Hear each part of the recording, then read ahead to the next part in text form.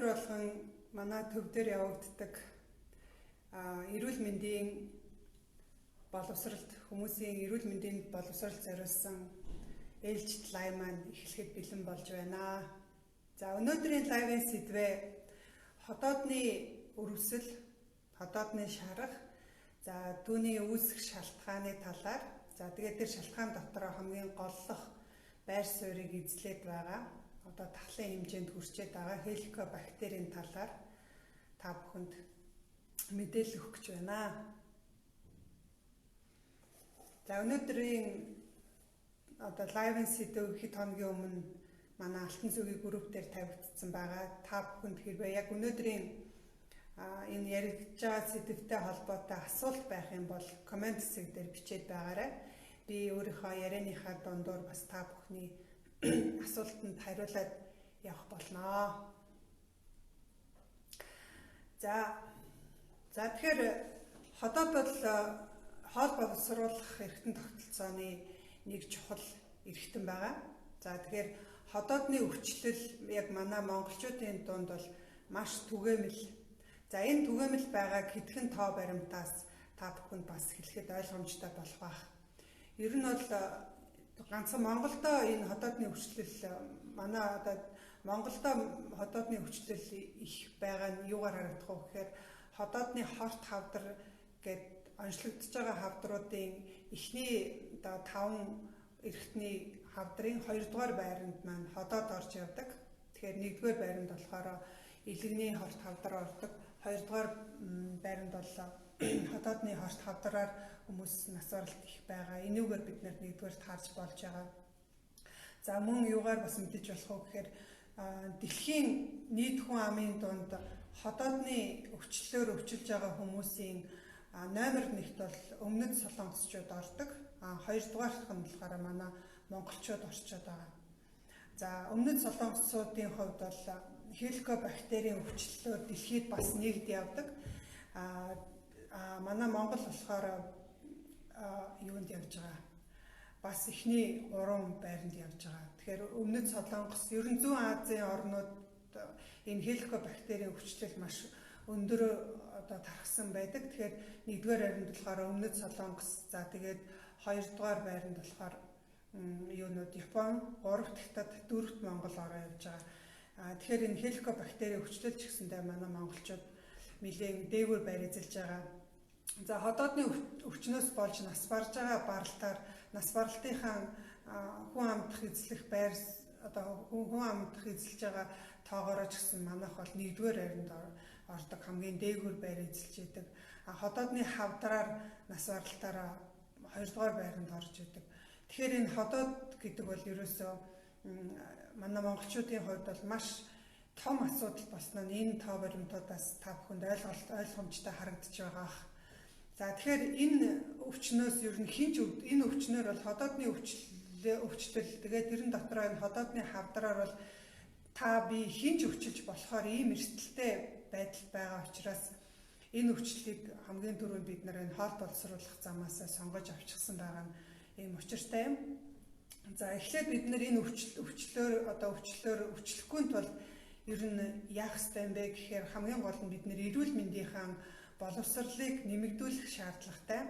Тэгэхээр эрүүл мэндийн боловсролтой хүн бол өөрийгөө өвчлөлгүй хамгаалаад байж болдог, өөрийнхөө гэр бүлийг хамгаалаад байж болдог.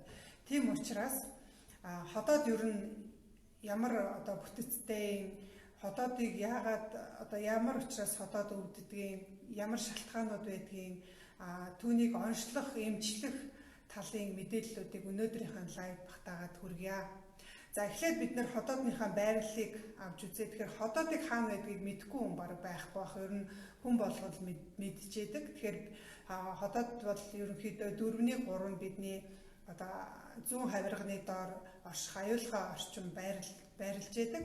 За тэгэхээр байрлалын хувьд бол хаана байгаа бид нар бүгдээрээ хотоодоо хаана байрладгийг бол мэдж байгаа.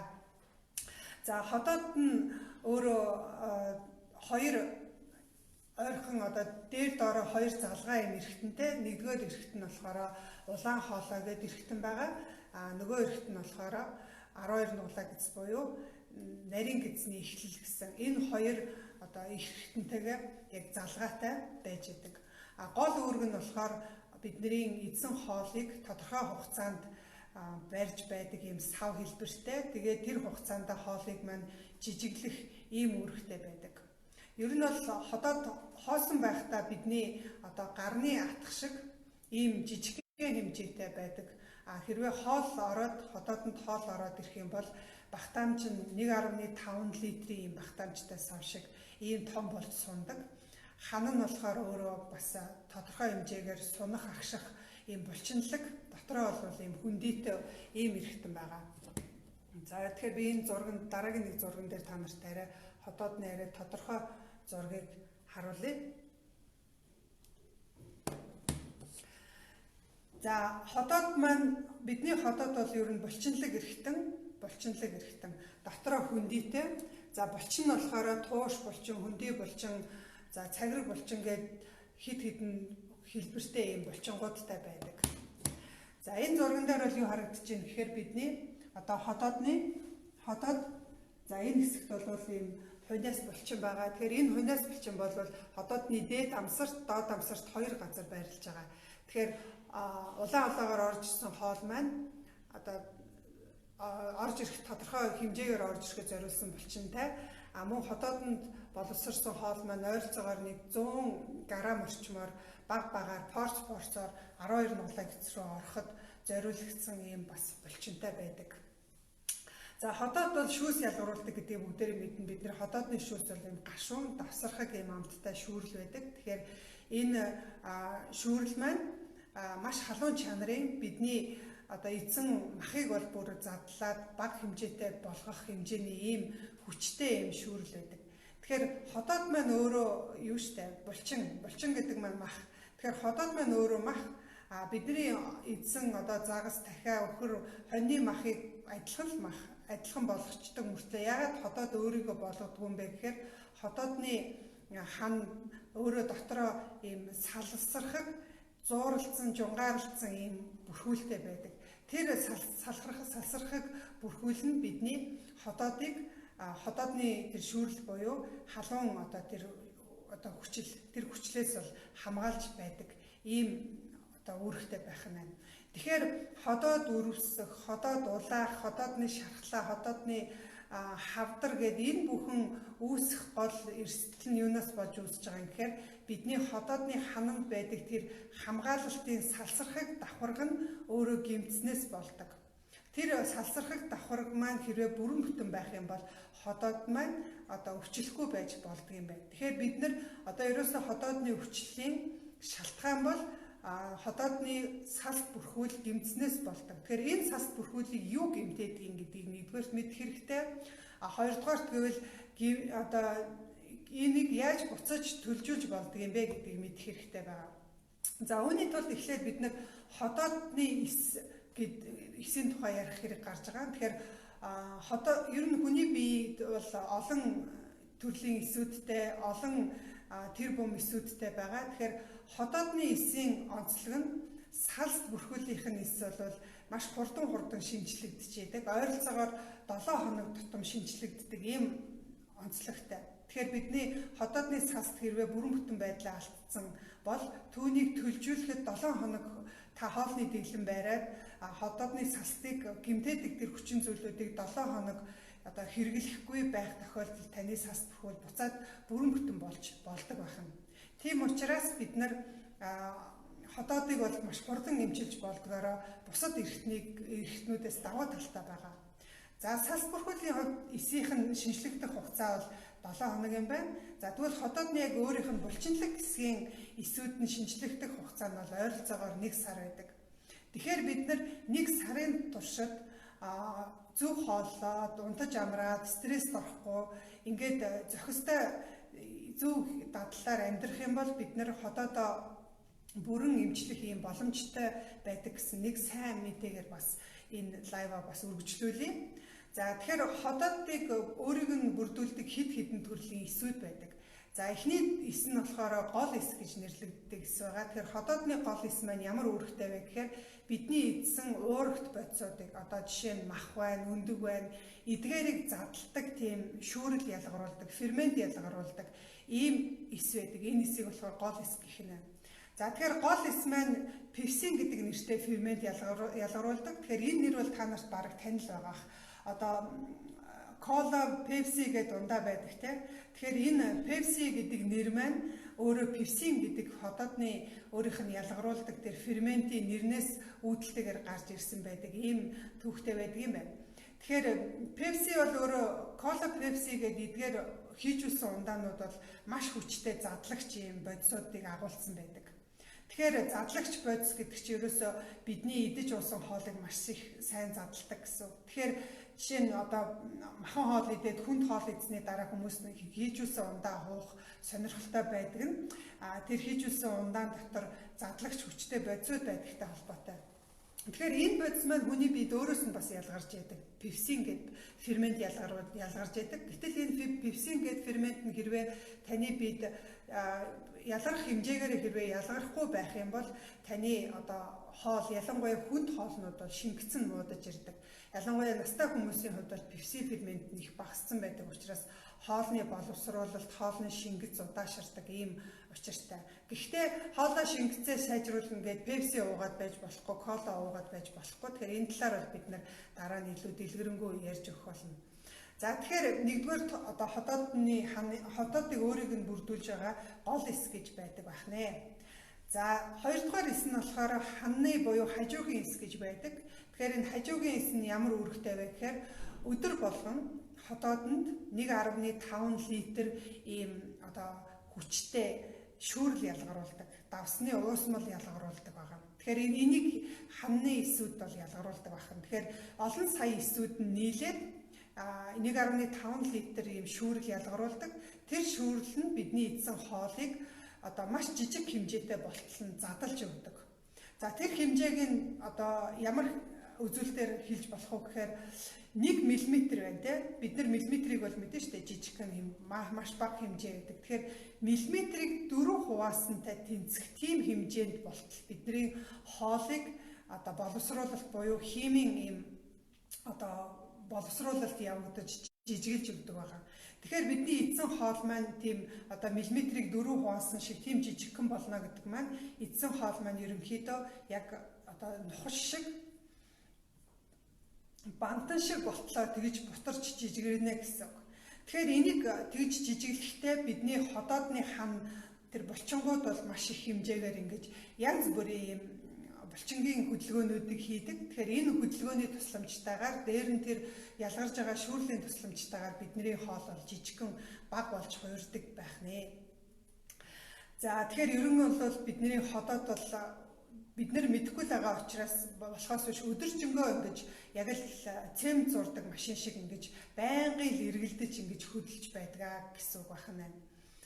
За тэгэхээр бид нар бол хотоодоо удирдах чадахгүй.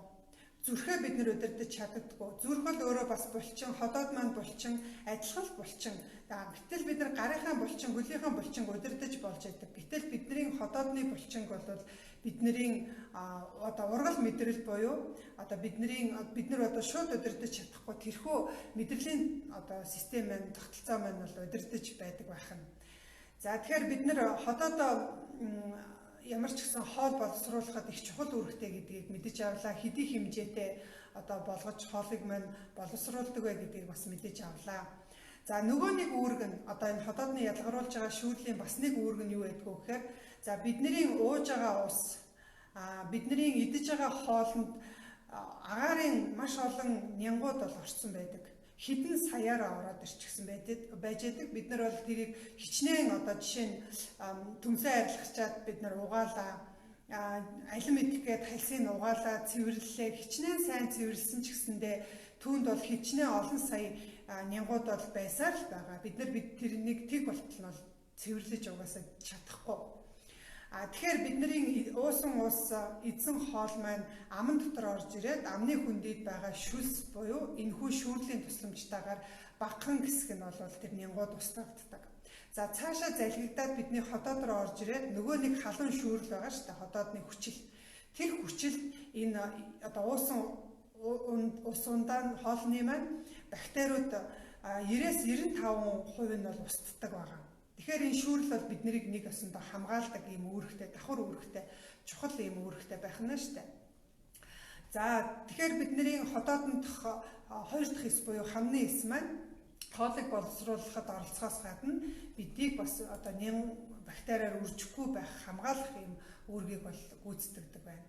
За мөн хотоодонд бас нэг нэмэлт эс гэж байдаг. Тэр нэмэлт эсний тусламжтайгаар хотоодны сас бүрхүүл байнга шинжлэгдэж байдаг. Тэгэхээр энэ нэмэлт эс маань юу ялгаруулдаг вэ гэхээр өтгөн ийм зунгаарлцсан шүүрлийг өдөржингөө ялгаруулж яадаг. Тэр ялгаруулсан шүүрэл маань хотоодны сас давхаргыг бүрдүүлж байдаг байна. Тэгэхээр хотоодны салст бол байнга л тэр хотоодны хүчилдээ нэмгрээд одоо гэмтэх гээд байж байдаг. Гэтэл түүнийг нь буцаж төлжүүлж яадаг, нэмэлт эсийн ялгаруулдаг шүүрлийн тусламжтайгаар буцаж сэргээгдэж яадаг ийм процесс явагддаг байна. За ингээд мөн хотоодонд дотоод шүүрлийн эс гэж байдаг. Тэгэхээр энэ дотоод шүүрлийн эсийн талаар бол хүмүүс багтаа бол мэддэггүй. Тэгэхээр энэ эс маань их чухал үүрэгтэй. Тэгэхээр энэ дотоод шүүрлийн эсийн тусламжтайгаар бусад нөгөө гол эс, нэмэлт эс, хамны эс гэдэг энэ эсүүдийн үйл ажиллагааг зохицуулж идэг.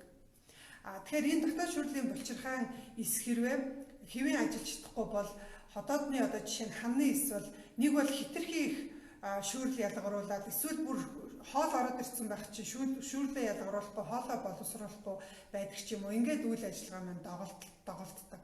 Тийм учраас бид нар энэ хотоодны одоо дотоод шүүрлийн булчирхайн энэ эсийг бас нөхөн төлжүүлж явах ийм шаардлагатай байгаа. Тэгэхээр юу төлжүүлдэг вэ гэдгийг би дараа нь бас ярьж өгөх болно. За тэгэхээр бид нар хотоод маань ямар бүтэцтэй юм бэ гэдгийг ерөнхийдөө одоо эмнэлгийн эмч нарын түвшинд биш ерөнхий хэмжээнд бидний хэмжээнд одоо энгийн хүн ойлгох хэмжээнд бол мэдээд авчлаа. За одоо тэгвэл хотоодыг юу өвчлүүлдэг вэ гэдэг энэ хотоодыг өвчлүүлж байгаа шалтгааныхын тухай бүгдээрээ бас авч үзье. За тэгэхээр хотоодыг өвчлүүлэх хамгийн том шалтгаан бол хеликобактер. Тэгэхээр энэ хеликобактергүй хүн гэж юу нь байдаггүй. Энэ дэлхий дээр байгаа 7 тэрбум хүн бүгдээрээ хеликобактертай. Зарим нь ингэдэгчтэй би хеликобактергүй гэдэг ингээ ярьдаг тийм юм байхгүй. Ер нь хеликобактер бол энгийн үедээ хүний 12 нуглаа гидснээ сас бүрхүүлдэг ингээ амьдарч яадаг ийм нэм байгаад байгаа. Тэгэхээр энэ нэм бол хүний бие байх ёстой. Хамгийн гол нь нэнгууд маань хэрвээ их ойшроод ирэх тэр нөхцөл нь бүрдэх юм бол бидний хотоодны сас дотор одоо байх ёстой хэмжээнээс маш их болж ирдэг ийм одоо учиртай байдаг. За бүгдээрээ нэг хеликобактерны зургийг бас харангаа ярилцчихъя. За тэгэхээр энэ хеликобактер анх үүссэн түүхийг ер нь хүмүүс мэддэг л дээ. 1982 онд одоо Маршал Warren гэдэг хоёр эрдэмтэн нээсэн байгаа. Тэгэхээр энэ хоёр эрдэмтэн анх 12 нуглаа гэдэс хотоодны шархыг үүсгээд байгаа, эдгээрийн үрвслийг үүсгээд байгаа нэн хотоодонд амьдрдсан байна гэдгийг анх тэр одоо их хурал дээр танилцуулсан байгаа. Эрдэм шинжилгээний их хурал дээр. Гэтэл бүх эрдэмтэд бол түүнийг эсэргүүцсэн. Яагаад тэгэхээр хотоод гэдэг бол өөрөө маш хүчтэй ийм кислотатай, хүчил ялгаруулж байгаа. Ийм кислотанд тисэж үлдэх нэгч нэм байхгүй гэдэг ийм тал дээр бүх эрдэмтэд зогсож байсан учраас тэр хоёр эрдэмтний анхны одоо энэ санааг бол бүгдээрээ дэмжээгүй эсэргүүцсэн байгаа. Энэ бол худлаа гэж. Гэтэл нөгөө хоёр одоо судлаач маань итгүүлэхийн тулд бүр одоо шинжлэх ухааны төлөө ам бие золсон ийм хэрэг үйлдсэн. Тэр нь юу байсан гэхээр стакан дүүрэн хеликобактертэй одоо тийм усыг уусан байгаа. За ингээд уухад бол хэрвээ тэр нөгөө эрдэмтдийн хэлж байгаагаар хотоодны хананд бактери үржих боломжгүй юм бол тэр хоёрын биед одоо тэр их хэмжээгээр уусан хеликобактер маань хүчилдээ түлэгдээд өөхөх ёстой байсан.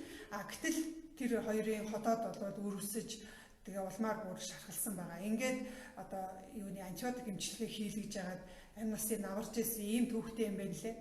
Тэгэхээр энэ хоёр эрдэмтэнд бол Нобелийн шагналыг анх 1982 онд өгсөн. Ингээд эрдэмтэд бүгдээрээ нэг дуугаар тэр айхтар кислотан дотор амьдарч чаддаг нэм байд юм байна гэдгийг бүгдээрээ хүлээн зөвшөөрсөн байна. Тэгэхээр хеликобактер шиг хүчил дотор амьдардаг бактери өөр байхгүй. Тэгэхээр энэ бактери бол өөрийн гэсэн тийм онцгой дархлаатай ийм одоо нэм байж тарах гэдэг шүү дээ, тийм ээ. За тэгэхээр хеликобактерийн өөрийнх нь амьдрах таатай орчин нь хүчлэлэг орчин. Тэгэхээр ийм хүчлэлэг орчин дотор бол хеликобактер маань бүр ингээд сайхан тухлаад амьдраад тэрэн дотор үржээд ингээд байж идэг байх нь.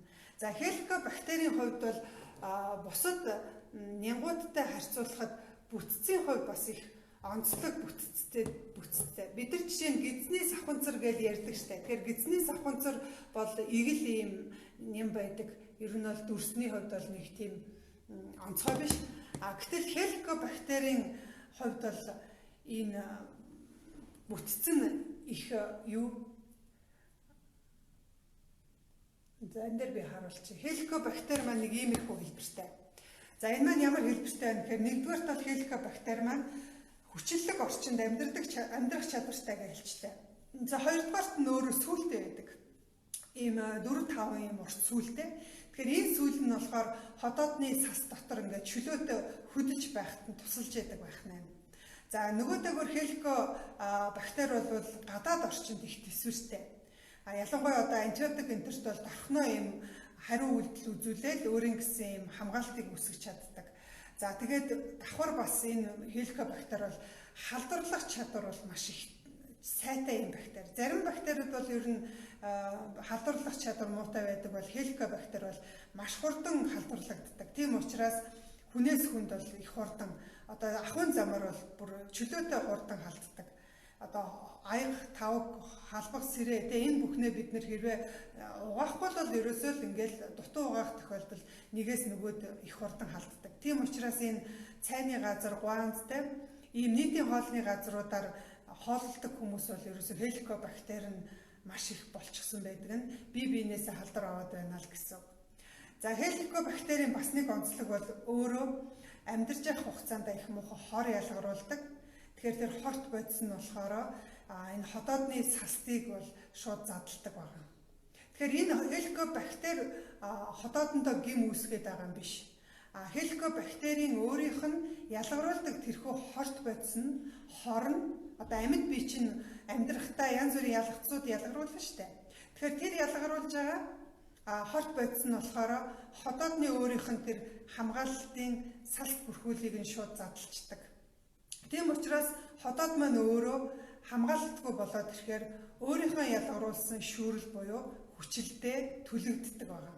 Ингээд байнга түлэгдснээс болоод ходоод маань улаадаг, өрөвсдөг, цаашлаад шархалдаг, тэгээд цоордог, цусгаалддаг, хамгийн хүнд хэлбэртэй ороод ирэхээр ходоод бол хавдар болдог, ходоодны хавдар болдог. Тэгэхээр ерөөсөө л бид нар бол бүгдээрээ хеликобактертэй гэдгийг нэгдүгээр хүлээн зөвшөөрөх хэрэгтэй. Хоёрдугаарт гэвэл хеликобактертай хүн болгоны ходоод өрөвсөхгүй байгаа. Тэгэхээр энэ бол бас асуулт байхгүй юу? Яагаад хүн болгонд хеликобактер байдгийг бол хеликобактер маань хор ялгаруулад ходоодны састыг гэмтээгээд байдгийг бол толгойд дараалаад хүн болгон ходоодны өрөвсөлтөд шарахтай болохгүй байгаа юм бэ? Яагаад хүн болгон ходоодны хавдартай болохгүй байгаа юм бэ гэхээр энэ хеликобактертай болгон хавдартай болох эрсдэл байдгүй юм байна. Өөр эрсдэл хүчин зүйл байдсан байна гэдгийг бас олж мэдэх хэрэгтэй болчиход байгаа. За тэгэхээр бид нар бүгдээрээ хеликобактерийн тээгчид. Тэгэхээр яагаад ингэж өвчлөхгүй байгаа юм бэ? Гэхдээ монголчуудын хувьд бол хеликобактерээр өвчлөөд энэ ходоодны өвчлөлтөд байх тохиолдол нь маш их байгаагийн онцлог нь хеликобактер бас дотор хэд хэдэн төрөл байна. Одоо жишээ нь бид нар одоо адуу гэхэд Монгол адуу Томск гэл одоо адуунаас өөр өдөг штэ намхан богино хөлтэй байдаг гэдэг шиг хеликобактер одоо энэ халуун орны дулаан орны гэдэг ингээ хеликобактер маань бас өөрөө дотроо янз бүрийн төрлүүд байгаа. Тэгэхээр Монголд байгаа тархсан энэ хеликобактер маань өөрөө одоо 1А гэсэн ийм типийн төрлийн бактери. Тэгэхээр энэ бактери маань бусад орны одоо жишээ нь Америк ч юм уу одоо бусад орны хеликобактерийг бодох юм бол хоруу чанар ихтэй. ийм байгаа. Бүтцийн хувьд гэхэд тэр нөгөө одоо тэр сүүлний хөдөлгөөний нэг хурдан, мушка, өрөм хэлбэртэйгээр ингэж давших хөдөлгөөн хийдэг гэх жишээний ерөнхийдөө энэ Монгол тархсан хеликобактер нь бас их өөрөө их гэмтэх, салтыг гэмтэх юм чадaltaй байна л да. За одоо Америкт гэхэд хеликобактерийг бол одоо жишээ нь нэг хүнд одоо өвчтөнд хеликобактер байна гэдгийг онцлох юм бол шууд тэр хүнийг тийм хеликобактерийн эмчилгээнд бол оруулдаг. Эмч нь бол танд одоо хеликобактер байна. Та энэ хеликобактерийг эмчлүүлгээд ингээд бүр антибиотик эмчилгээг бол заавал хийдэг байгаа.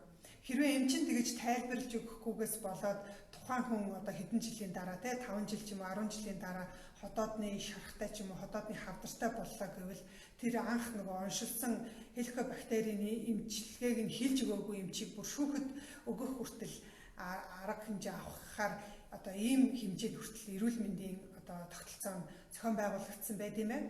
Гэтэл манай монголчууд бол хеликобактертэй гинлээ гэдэл ингээд зүгээр тоохгүй яваад байдгаас болоод нэгдүгээр бие биендээ энэ бактериа улам халдварлуулад байхаас гадна энэ хеликобактер маань улам одоо бидний хотоодыг гэмтээгээд өвчлүүлээд байгаа учраас энэ өвчлөлөөр одоо дэлхийд нас оролтын манайх тэргүүн байранд ороод явж байгаа ийм харамсалтай юм байгаад байгаа.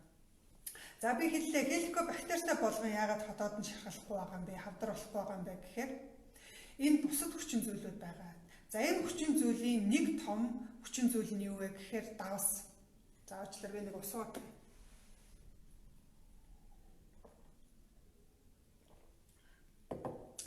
За хавдар судлалын төв дээр судалгаа хийгээд манай Монголд хавдар судлалын төв дээр судалгаа хийгээд одоо энэ хотоодны хавдраар онцлогдож байгаа хүмүүсийг аймагуудаар нь ингэж юу хийсэн байна, судалгаа хийгээд аваад үзсэн байна.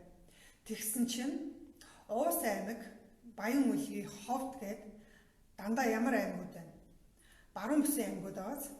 Энэ баруун бүсийн аймагт байгаа баруун бүсээс ирсэн өвчтнүүдийн дунд бол энэ хеликобактерийн өвчлөл бол ялангуяа энэ хотоодны хавдар бол илүү их онцлогдоод байгаа. Өөрөөр хэлбэл хавдар судал дээр онцлогдож байгаа хүмүүсийн 60% нь дандаа баруун бүсийн нутгийн иргэд байгаад байгаа. Эндээс юу гэж харж болох вэ гэхээр одоо жишээ нь Уус аймаг гэдэг аваад үзэхэд хоол цайндаа их хэмжээгээр юу хийдэг? Давс хийдэг. Би өмнөх бас лайваар хэлжсэн шүү дээ. Дэлхийн эрүүл мэндийн байгууллагаас гаргасан одоо яг стандарт хэмжээгээр хоногт хүн одоо 5-аас 6 грамм давс хэрэглэх ёстой гэдэг бол одоо Монголд байгаа хүмүүс бол 11 грамм дунджаар хэрэглэж байгаа. Гэтэл баруун бүсийн аймгийнхан улсынх гэхэд байна шүү дээ. Эндээс 3 дахин 4 дахин хэмжээгээр давс хэрэглэдэг. Цайндаа маш их давс хийн, хоолндоо маш их давс хийн. Тэгэхээр эндээс юу гэхээр давс гэдэг чинь өөрөө бидний хотоод гэдэг чинь өөрөө шүүрлэн давсны хүчил явж байгаа шүү дээ. Дээр нь нэмээд давс оруулаад өгч бүр их шорог болно гэсэн үг шүү дээ, тийм ээ. Тэгэхээр бид нэр давс хэрэглээд байх тусам бидний хотоодны хүчил маань байх ёстой хэмжээнээсээ хүчлийнх нь өөрийнх нь чанар нь 3 дахин илүү хүчтэй болчдөг. Тэгэхээр бидний хотоод маань өдөртөө 1.5 литр давсны хүчлийг тисэж байх юм цаанаас өгөгдсөн юм чадвартай байхад түүнээс нь 2 дахин 3 дахин их хэмжээгээр бид нар одоо илүү их хүчлэлэг ийм хотоодны хүчлийг өөрийнхөө хотоод нь тэгээд байхаар нөгөө хотоодны хөөрхий салт бүрхүүл тэр их хүчлийг одоо тисэж байж чадахгүйгаасаа болоод өөрөө хотоодны салтууд нь задраад ингээд хотоод маань өөрөө махан гараад ирнэ гэсэн үг. Хотоодны булчин хэсэг нь гараад ирнэ гэсэн үг. Ингээд нөгөө хотоодныхаа шүүрэлтэй хотоод маань өөрөө түлэгдээд эндээс болоод хотоод маань улааж, эндээс болоод хотоод маань шархлаад хорт хавдар үүсэж байгаа юм байна. Тийм учраас та бүхэндээ хэлэхэд давсны хэрэглээгээ багасгаач ээ, давсыг бага хэрэглээч ээ гэж хэлмээр байна.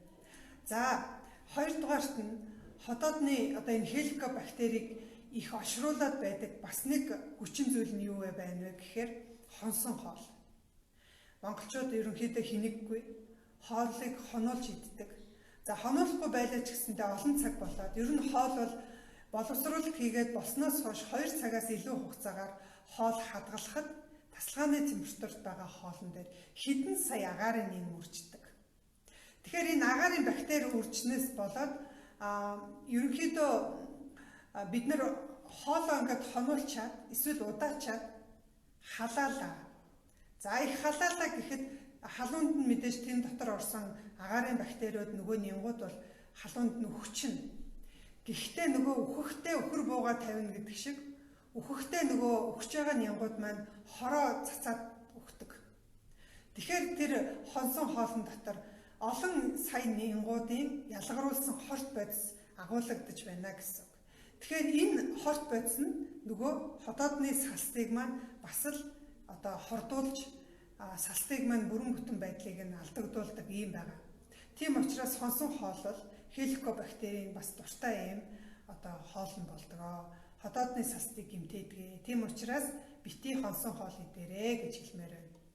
За мөн дараагийн нэг хүчин зүйл нь юу байгаа вэ гэхээр их өтгөн цай, хар цай. За мөн өтгөн биш ч гэсэн кофе байна. Эдгээр ундаанууд бол бидний одоо холдоодны салтыг бол гэмтээдэг.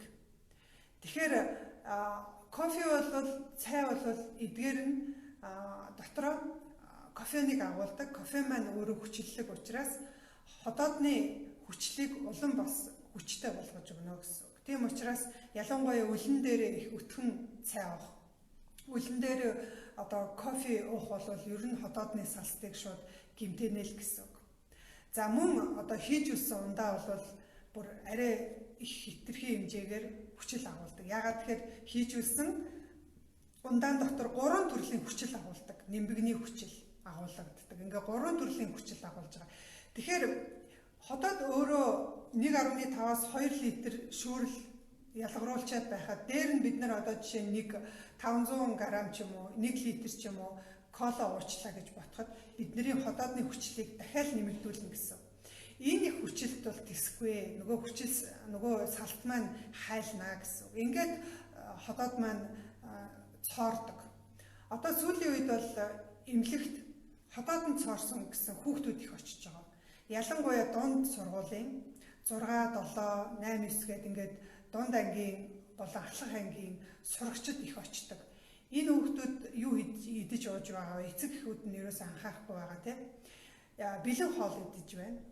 Дээр нь хийж үлсэн ундаа их ууж байна. Тэгээд нөгөө PC тоглоом ч юм уу утас юм уу эдгээрээр ингээд тоглоод донтоод суучдаг. Тэгэхээр энэ хийж үлсэн ундаа бол ерөөсөө хүчил гэсэн үг. Тэгэхээр энэ бол бидний ходоодыг бол маш их гэмтэн. Ингээд удаан цагаар олон өдрөөр буруу хооллоод явснаас болоод ходоод цоороод ходоодноос бол цус алдсан тохиолдолд бол одоо ингээд амь насыг аврахад ч хэцүү болоод ирдэг байгаа. Тийм учраас ер нь бол үлэн дээр бити кофе уугаарай, өтгөн цай бити уугаарай. Хийж үлсэн ундааг ер нь өөрийнхөө өдрийн хоолныхоо рационоос тэ хоолныхаа дэглэмээс бол бүр аваад хайчих хэрэгтэй юм байгаа шүү. Тэгэхгүй бол таны ходоодны салтууд чинь гэмсээр байгаад энэ нь удаандаа бол таны ходоодыг шархлуулаад хавдар үүсгэх юм эрсдлийг бол бий болгоно гэсэн үг. За дараагийн нэг ходоодыг гэмтээдэг нэг хүчин зүйл нь юу байгаа вэ гэхээр стресс байгаа. Стресс. Тэгэхээр стрессийг ходоодонд яаж нөлөөлдгийг эрдэмтэд судлахдаа ийм нөгөө туршилтын цагаан огтон дээр туршиж үзсэн байна л да. Тэгэхээр туршилтын цагаан огтныг 2 огтныг аваад нэгийг нь бол ердийн нэг 3 сарын туршид жирийн одоо зохимжтой хоолоор хооллол 50 байлгаад шүн унтахт нь гэрлийн унтраагаад ингээд амьдруулад байсан. Нөгөө нэг хулганыг нь болохоор яасан гэхээр дандаа ийм буруу хоол идүүлээд тэгээд шүн унтуулахгүй гэрлийн үргэлж асаалттай байлгаад тэгээд дээр нь ингээд дандаа одоо хөөгөөд илдээд айлгаад байнгын стрессийн нөхцөл байдалд ингээд бүтэн 3 сар байлгасан байна. Ингээд 3 сарын дараа нөгөө 2 охтныг задлан хийгээд үцхэд нөгөө 50 байсан юуны хулганых нь ходоод бол эрүүл байсан бол нөгөө байнгын стресс түлжсэн хулганы ходоод нь жижигхэн юм цэгэн шархлаанууд үүсчихсэн байсан. Тэгэхээр эндээс юу гэж үзэх вэ гэхээр ерөөсөө хүн дээр бол ингэж туршиж болохгүй шүү дээ мэдээж тийм ээ. Гэхдээ ягаад охтон дээр туршсан энэ туршилтыг шууд хүн дээр адилхан гэж үзэж болох вэ гэхээр ер нь туршилтын цагаан хулган бол биологийн хувьд хүнтэй их адилхан шүү дээ. Нэг зүрхтэй, хоёр бөөртэй, хоёр уушигтай гэдэг ингээд тийм ээ. Ерөөсөө ингээд өөрийнх нь тэр биеийнх нь тогтолцоо яг хүнийхтэй адилхан учраас дандаа хулган дээр туршаад үзээд байдаг. Тэгэхээр хулган дээр хэрвээ ингээд стресстэй 3 сар байлгахад хотоод шархалж байгаа бол хүн дээр ч гэсэнтэй адилхан стресс үүсгээд байвал энэ маань хотоодонд сөргөөр нөлөөлнө. За шархаа үүсгэдэггүй маа гэхэд сөрөг нөлөөлөх нь бол ойлгомжтой болж ирж байна тийм ээ. За тэгэхээр яагаад гэхээр хүн стресс орох үед хүний бөөрийн дээд бэлчирхаанаас адреналин гэдэг нэртэй юм одоо даавар ялгардаг. Энэ даавар бол хотоодны хүчлийн хэмжээг хэд дахин хэсэгчдэг.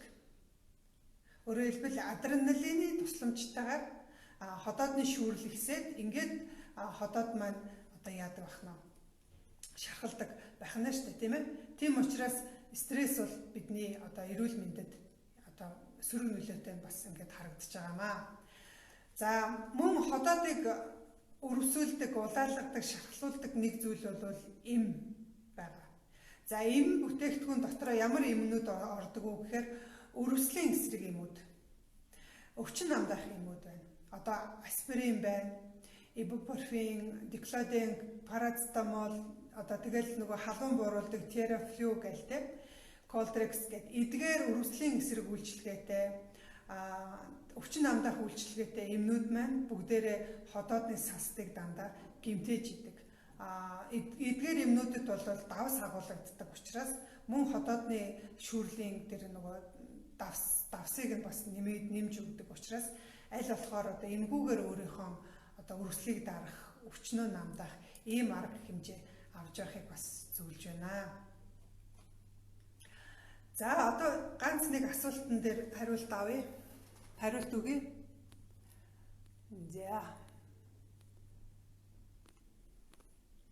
За. Мөнх цөл төвшин төгс. Сайн байна уу? Хотоод өвдөж байгааг яаж мэдэх үү? Ямар шинж тэмдгүүд илэрдэг вэ гэж юм тийм ээ. За хотоод яг өвдөж. За тэгэхээр хотоодны байрлалаа мэдж байгаа бол хотоод өвдөж гин үгүй юу гэдгийг бид нэр мэдэж болно. Тэгэхээр бид нар энэ аюулхай орчинд бидний энэ зүүн хавирганы доор бол хотоод байрлаж байгаа гэдэг байрлалыг мэдээд авчлаа. За тэгэхээр хотоод өвдөж байгаа нь ер нь ямар шинжээр мэдэрдэг вэхээр ер нь бол ингээл заавал бүр ингээд шархалцсан хойно хотоод өвддөг юм биш. Ер нь бол биднэрт анханасаа хотоод өвдөж байгаа шинж тэмдгүүд бол мэдрэгдэж болдог. За энэ мэдрэгдэх шинж тэмдэг нь юу байдг вэ гэхээр нэгдүгээр хэрхрүүлдэг. Хэрхрүүлээд байгаа бол бас энэ хэвийн биш байна л гэсэн үг. Одоо хэвийн хэмжээнээс их хэмжээгээр хэрхрүүлэх бол бас энэ хотоод өвчилж байна гэсэн үг. За нөгөөдөөгөр хоолны шингэц муудах. Одоо хоол бол одоо хотоодонд нэг 4-6 цаг болоод шингэх ёстой байтал шингэхгүй байх тийм. Энэ нь бас тэр хотоодны хүчил нэг бол багтцсан байж болно. Эсвэл одоо хэвийн биш ялгарч яж болно. Тэгэхээр энэ бол бас хотоодны өрөвсөл шарах байх боломжтой гэсэн үг. За мөн хотоод одоо өвчлөх шалтгаан бол хоолтойч байсан, хоолгүйч байсан энэ хотоод орчинд бол ингээд сардааж өвдөх гэж ярьдаг штэ. Сардааж өвдөх нэг ингээд завьууртай байгаад байдаг. Энэ бол бас хотоодны өрөвсөл байх магадaltaй байдаг. За мөн ийм дээшээгээ одоо гуйлгдаг гашуун юмар гуйлгаж эхлэх. Энэ бол бас хотоод өрөвсөний бас шинж тэмдэг байх боломжтой байдаг. За мөн өтгөн хатах. Өтгөн хатах бол энэ хотоодны өрөвсөл шарахтай байхыг бас илтгэдэг байгаа. За яг бүр хотоод шархалцсан үедээ бол өлөнч байсан өвдөнө. Хоолтойч байсан өвдөнө. Тэгэхээр ямар ч тохиолдолд хотоод өвдөд байгаа бол хотоод энэ бүр өрөвслөөсөө цаашаа ахаад хотоодны бүр цаад нөгөө булчин давхаргалууга одоо гэмтэл авцсан байна л гэсэн үг. Тэгэхээр энэ шархалцсан байна гэсэн үг байна шүү дээ. Тэгэхээр ерөнхийдөө хотоод өлөн үедээ хүртэл өвдөд байгаа бол энэ хотоод маань шархтан шинж байна гэж үздэг. За мөн хотоод ийм шархалцсан хүмүүс бол ойр ойрхон юм идэх гээд байдаг. Одоо орой болоод оройны хоолоо идчихсэн мөртлөө орой яг унтахынхаа өмнө ингээл хөргөчөө онгоолгоод түнхэн савд хичгнүүлээд юу ч хамаагүй нэг хайгаад яваад байдаг. Ялангуяа эрэгтэй хүмүүс нэг тиймэрхүү байдал анзаарагдаад байдаг шүү дээ. Тэгэхээр энэ нь юу яваад байна вэ гэхээр хотоод хоолтой байх үед бол хотоодны хүчил маань өөрөө багасж өгдөг учраас завиар нь их багасдаг учраас тэр цаанаасаа нөгөө завиар нь өгöd байгаа учраас тэр завиараа багасгах үүднээс хоол хайж хоол идэнгүү тэр завир нарилдаг учраас ингээд нэг хоолсог болоод ирдэг. Тэгэхээр хэрвээ их хоолнцор болоод нэг ойрхон юм идмээр шинж тэмдэг илрээд байгаа бол ходоод шархалсан байх эрсдэлтэй шүү гэсэн үг. За бүр их хүндэрсэн үедээ бол ходоод өвдөж байгаа, ходоод өвчлсөн нь яаж мэдэгддэг вэ гэхээр өтгөнөө харах хэрэгтэй, баасаа харах хэрэгтэй гэсэн. Өтгөн хэрвээ хэвийн өнгөөр биш тийм бараан өнгөтэй гарч байгаа бол ер нь ходоодноос цушүүрээд байгаа юм байж болох талтай. Хүмүүс нэг илгнээс болж гэж үздэг штэ. Тэгэхээр илгнээс гадна бас улаан хоолойны шарх болоод ходоодны шархны үед цус алдаад тэр цус маань одоо өтгөнөөр гарахтаа ингэж өтгөн хар өнгөтэй гардаг. Тэгэхээр ийм өнгөтэй гарч байгаа бол ходоод ерөнхийдөө шархалсан байдаг учраас эртхэн эмчит хандаж оншоо тодруулаад эмчилгээ хийхгүй бол нэг өдөр одоо ходоод маань одоо цоорол цус алдахад бол ерөөсөө хэдхэн одоо цаг хэдхэн минутын дотор цус алдалт явагдаад цонхыг цагаал ингээд өглөөр дуснаа л гэсэн үг байна шүү дээ. Тийм учраас ер нь бол бие бас анзаарч авах хэрэгтэй шүү гэж хэлмээр байна. За энэ дээр нэгэнт одоо өвдөлтийн тухай ярьсан дээр бас ходоодны хавдар их байгаа учраас би бас нэг юу хэлчихье. Хэрвээ таны энэ игэмний яс гэж байдаг те. Энэ игэмний ясны дээд талд энд байгаа булчирхаанууд томорсон бол ялангуяа юу баруун бол хамаагүй шүү. Зүүн талын игэмний ясны дээгүүр байдаг тунгалгын зангилаанууд хэрвээ том байгаа бол танд ходоодны хавдар байх эрсдэл маш өндөр. Тийм учраас хүн болгон одоо энэ лайвыг үзэж байгаа хүмүүс дараад үзээрэй. Игэмний ясныхаа дээр байгаа тунгалгын зангилаанууд хэвийн хэмжээтэй байна уу, хүндүүр байна уу үзээрэй. Хэрвээ тэнд ямар нэгэн томорсон шинжтэй юм уу, хүндүүр байгаа бол таны ходоодонд асуудал үүсээд хүндэрч байж болзошгүй юм байгаа шүү. Тийм учраас бас энэ дээр анхаараарай гэж хэлмээр байна. За хеликобактеритай гэдгээ яаж мэдэх вэ гэж байна. За хеликобактерийг 4 янзаар оншилж болж байгаа. За хүмүүсийн хамгийн их онцлуулдаг арга нь болохоор цусан дох хеликобактерийн одоо эсрэг бие үүссэнийг тодруулдаг ийм аргыг хэрэглэдэг. Гэхдээ энэ бол хамгийн хоцрогдсон арга. Өөрөөр хэлбэл бид нэр цуснд хеликобактерийг тэд байна, эд байна гэж тодорхойлох ямар ч боломжгүй. Харин цуснд хеликобактерийн эсрэг дархлааны эс буюу эсрэг бие хэд байна вэ гэдгээр бид нэр хеликобактер байгаа юу байхгүй юу гэдгийг мэддэг л дээ. Хэрвээ хеликобактер хэмжээгээр үржээгүй бол эсрэг бие болохгүй гэсэн үг. Тэгэхээр эсрэг биед онцлогдохгүй байгаа бол та халдварлагдаагүй гэсэн үг. Онцлогдож байгаа бол халдварлагдсан гэсэн үг. Гэхдээ нэг өрөөсгөл юм байгаа. Хеликобактериа эмчлүүлээд хеликобактерийн хэмжээ бага болсон ч гэсэндээ эсрэг бие нь байсаар л байдаг. Тийм учраас зарим хүмүүс би хеликобактерийн гурвалсан эмчилгээг хийлгчээд байхад дахиад ингээд цусны шинжилгээгээр бактери үзүүлсэн чинь хэмжээ нь буураагүй байна, хэвэндээ байна, ерөөсөө эдгээгүй байна гэдээ ингээд яваад байдаг. Энэ онцлогоо нь өөрөө буруу юм байгаа. Нөгөө бактери нь багассан ч гэсэндээ түүний эсрэг тэр нөгөө хүний биеийн өөрийнх нь одоо эсрэг биетүүд гэж ярьдаг. Энэ антителүүд нь өөрөө байсаар байдаг учраас тэр нь одоо онцлогдоод шинжилгээнд илрээд байдаг. Тэгэхээр энэ бол биш юм байна. Тэгэхээр хамгийн сайн гурван арга байгаа. Нэгдүгээр арга нь ямар арга вэ гэхээр амьсгалын сорил гэж байдаг. За амьсгалын сорил за бөөчлөөр энэ уцаа нэг цэнгэлэхгүй болчих шиг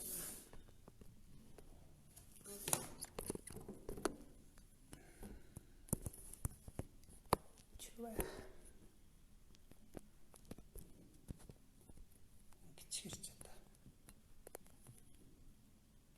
Дали гал ингээл явах нь дээ. Болж байна уу?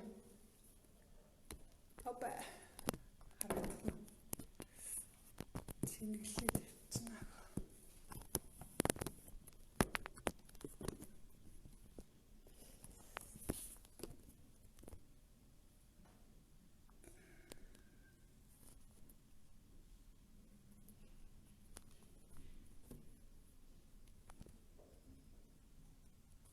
барьцаад ирчихлээ. За барьцаад ирчээ.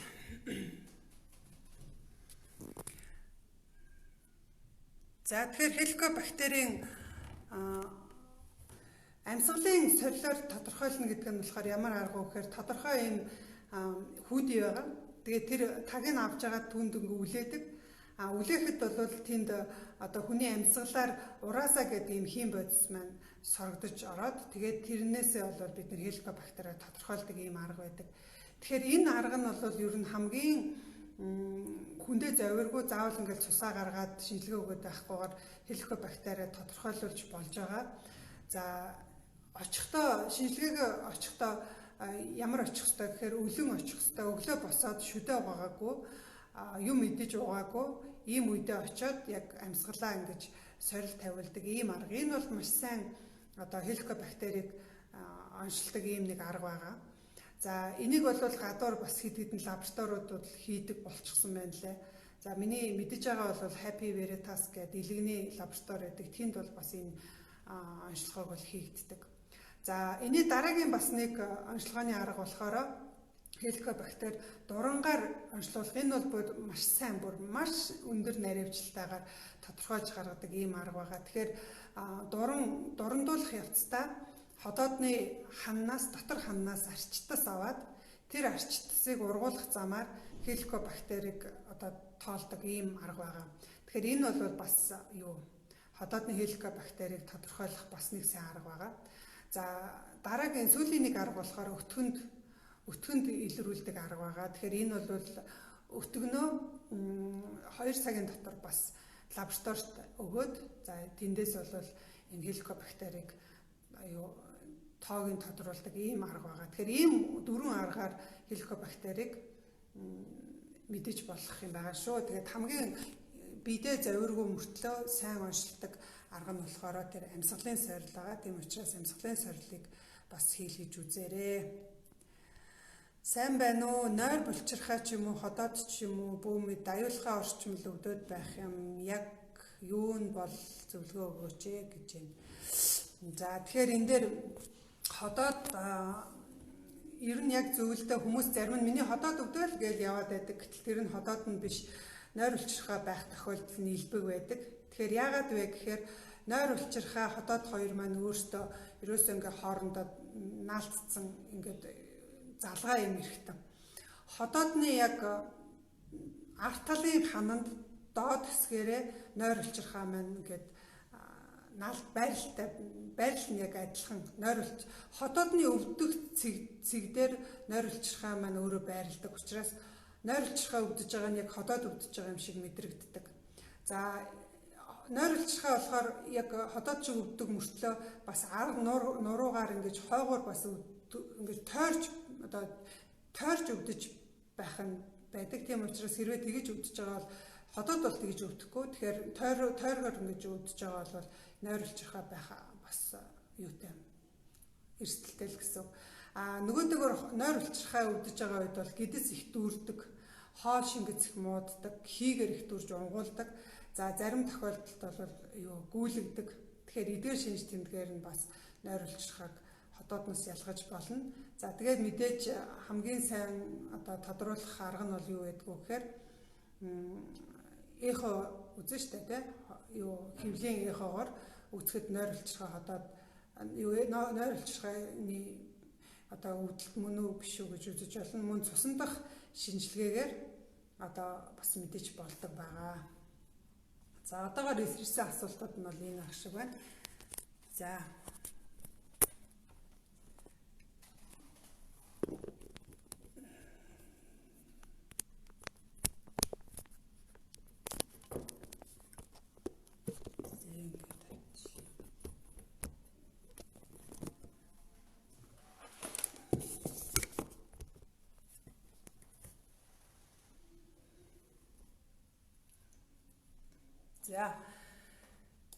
тэгэхээр ходоодны яг юм эмчилгээ хийлгэж байгаа хүмүүсийн бас нэг анхаарах зүйл нь юу байдаг вэ гэхээр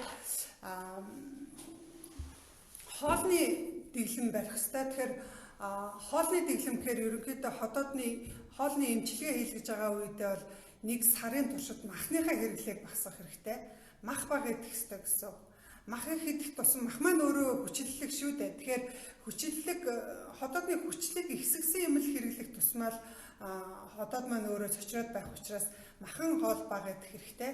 Ер нь махан хоол идлэхэд өдөртөө 1 удаа идэж болно. За тэгээд их хөнгөн хооллох хэрэгтэй.